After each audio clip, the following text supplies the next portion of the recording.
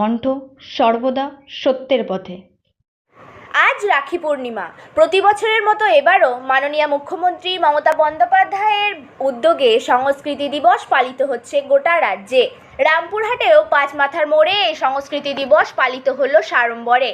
এই রাখি বন্ধন উৎসবে উপস্থিত ছিলেন রাজ্যের ডেপুটি স্পিকার তথা রামপুরহাটের বিধায়ক ডক্টর আশিস বন্দ্যোপাধ্যায়, রামপুরহাট পৌরসভার পৌরপতি তথা বিভিন্ন কাউন্সিলররা।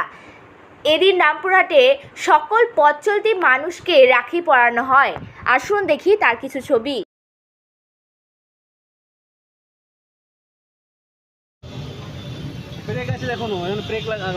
সংহতি দিবস অনুষ্ঠানের শুভ সূচনা বিশ্বকবি রবীন্দ্রনাথ ঠাকুরের প্রতিকৃতিতে মাল্যদান করছেন পশ্চিমবঙ্গ বিধানসভার deputy speaker doctor Ashis Bandyopadhyay মহাশয়।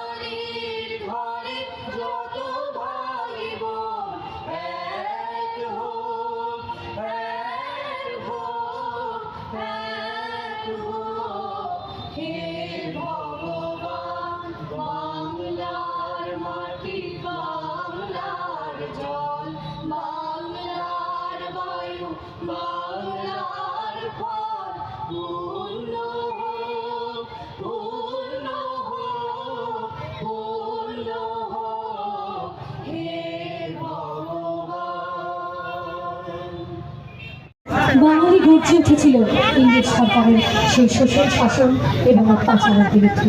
তাই গর্জে উঠেছিলেন বিশ্বকবি রবীন্দ্রনাথ ঠাকুর এবং তিনি 1905 খ্রিস্টাব্দে শুরু করলেন রাখি বন্ধন উৎসব। গর্জে উঠল বাঙালি, গেয়ে উঠলেন বাংলার মাটি বাংলার জল। সকল কাউন্সিলর বৃন্দদের